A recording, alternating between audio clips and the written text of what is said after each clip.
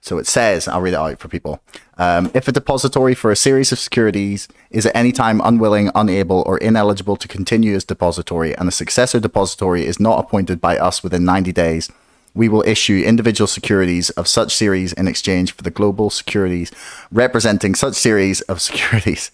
Yeah, this finance language ruins me.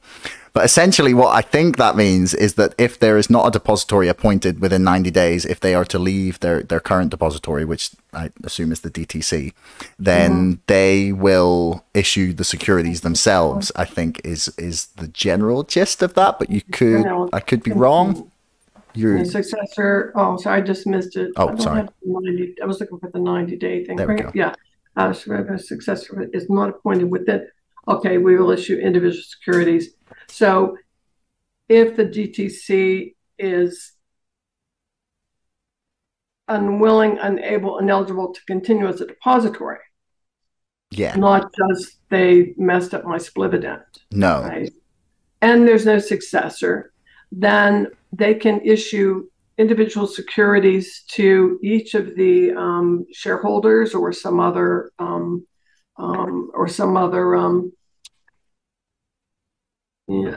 send me the link to that when you get a chance. But anyway, they can issue the securities to they can use some other depository. But so right now they have this global security registered to CD&Co, and they can register it to someone else and continue life as it was. Is that right? So I don't know what you're seeing there. Essentially, I think what people have been pointing at is this idea that GameStop would issue the securities themselves, and people are envisioning that this is GameStop pulling themselves from the DTC and then hypothetically putting their own shares on some version of an NFT-based marketplace, like with Loopring. So theoretically, that could mean that. So theoretically, it could mean that. Now, here's the thing. So they would have to recall all of their common stock. Let's say a company has common stock out there, and that's what they want to do. They want to just get the heck away from everybody. First of all, they've got to delist because so DTC eligibility is required for exchange listing. So they'll have to go OTC, pink sheet, or, this new NFT, whatever, blockchain thing. Yeah. So the first thing they have to do is delist from NASDAQ. And then as soon as they delist from NASDAQ, they're no longer DTC eligible. So DTC takes its list of beneficial holders. So they're holding for Merrill Lynch, I keep saying Merrill Lynch, I pick on them all the time. Bank of America Securities, JP Morgan, Goldman Sachs. They're holding shares of companies for them. The first thing they would do is they would send instructions to, in the case of GameStop, it's Computershare, the transfer agent, and say, please issue the following share certificates or create the following share accounts for, so many shares to Bank of America Securities, so many shares to, et cetera. And then from there, Goldman Sachs then goes to their records and they say, okay, they send instructions in and they say, of my 2 million shares, please, because they're not issuing certificates anymore, right? It's all electronic accounts. Please set up electronic accounts for Jane Doe, Harry Smith, right? Josh Hamilton, Susanne Trimbath in these numbers of shares.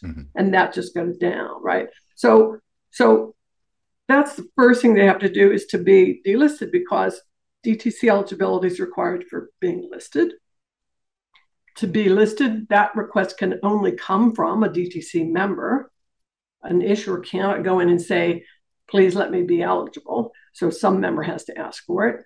DRS is required for listings, though it doesn't have to be DTC's DRS, right? So it could be someone else's, as long as you have this ability to no longer send certificates around. If you have a way for Goldman to move shares to, Merrill and then out to Jane Doe, that all has to be able to be done electronically. But then the other thing is that the SEC has a rule that says that the issuer of a registered security may not refuse to issue shares to a nominee, including CD&Co. So there's a lot of hoops to jump through to just get out. And what happened basically was, because I know you've looked at the book, that chapter 18 talks about the unshareholders. Mm-hmm. So coming into that period where CMKM was like, we just got to get the heck out of here, right? And they had their own problems. Okay, granted, they had their own sort of corporate problems, but they wanted out. They just wanted out. And so at that point, DTC, all the exchanges, the Securities and Exchange Commission, all of the brokers started circling the wagons. And these rules came out in 2003, 2004, 2005, saying basically, if you want to play in our, if you want to play in our game, you have to be in here, right? So once you step out of that, you would have to have this entirely separate infrastructure set up.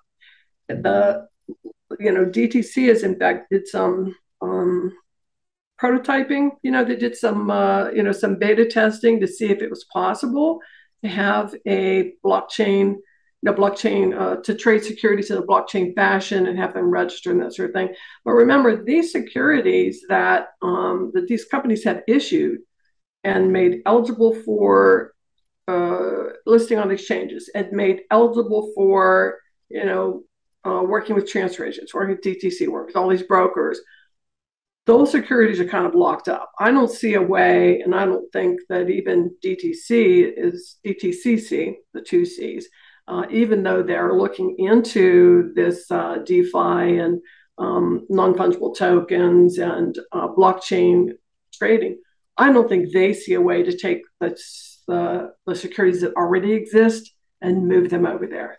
And what they're seeing basically is that it's not impossible if you build your whole new system.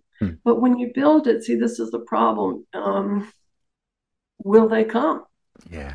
Will Goldman Sachs decide, yeah, we're tired of DTC too. Oh, New York Stock Exchange, we're done with those guys. We're not going to mess with them anymore. Nah, forget it. We're just going to go over to this brand new thing that GameStop built. But then the problem is that AMC built their own thing. And, like a lot of people on Twitter keep pointing back to T0, the Overstock, right? You've seen this. Overstock issued a dividend that was an NFT. It was only tradable on blockchain, but it could only be traded on T0, which was their platform. And they did it. And they made public statements that they did it in order to promote the usage of T0, their thing, their platform. So there's not one, there's just already too many platforms out there for anyone to be able to say, yeah, this is the standard. Everybody's going to, all the public companies are going to, get out of forget this NYSE and, button tree agreements or whatever. Like, who cares about those guys? We're all going to do our thing with, and then the question is with who? Yeah. Where? And that's where they're sitting right now. But really, all of this idea that you can try to walk away from DTC, but then you walk away from the exchanges and you walk away from the SEC, and now who's going to buy that?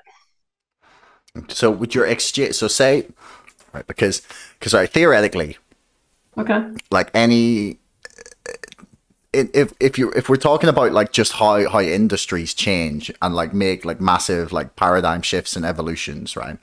I don't find it a completely impossible suggestion that like some private company or someone will design an exchange in which it is easier for people to leave the DTCC and move to this new one rather than the DTCC, like and the SEC and this massive like cumbersome like industry has to move into like a brand new way of like conducting their market and like basically like rebuild from the bottom up. It'd be like trying to renovate the basement like while you were still working in the rest of the building, except you were trying to take the basement out while you were doing it. Put the basement out, put in a new basement with like put the whole house up on jacks. Yeah. And then then you go in, you take the basement out, you stick the basement back in, then you set it back down, and it's going to keep on. All the toilets and electronics and electricity runs through there, power, sewage, it all continues to work the way it did Yeah. before you jack the house up. Yeah. Yeah. Something like that. Yeah. I mean, you're absolutely right. It's not impossible. I mean, there are ways to get these things done. However, the problem right now is getting everybody to go with you. Yeah. So when I first started in the industry in 1985, I was with the Federal Reserve. No, 84, 80 something. I was started in securities processing at the Federal Reserve Bank in San Francisco. Then I was at the Pacific Stock Exchange and then Depository Trust Company. So at the time that I got to the Pacific Stock Exchange, there were 6 or 7 depository trust companies and clearing corporations throughout the US. And the one that I was with, the Pacific Clearing Corporation and the Pacific Depository Trust Company, the reason they closed was that there were economies of scale available so that New York was able to, they could compete on price. No one could do it as cheaply as DTC because they were basically doing all of it, right? So at that time, it was Merrill Lynch, I remember very clearly, and maybe 1 or 2 other brokers went to the board of directors at the Pacific Stock Exchange and said, look, we don't want the 800-pound gorilla in charge of everything. Like we will do whatever we can so that you can stay in business and compete with them, so that we don't want this consolidation. They felt that it was overall was not in their favor that DTC becomes the only game in town. But the problem with that was that if Merrill Lynch owned the depository, then they might have access to see what Goldman Sachs was doing or Bank of America was doing, because they would be, right? So they would be the owners and things. So there was that issue and several others. And some mistakes were made. Even GAO went in after it was over and did a postmortem, and they said this was a mistake.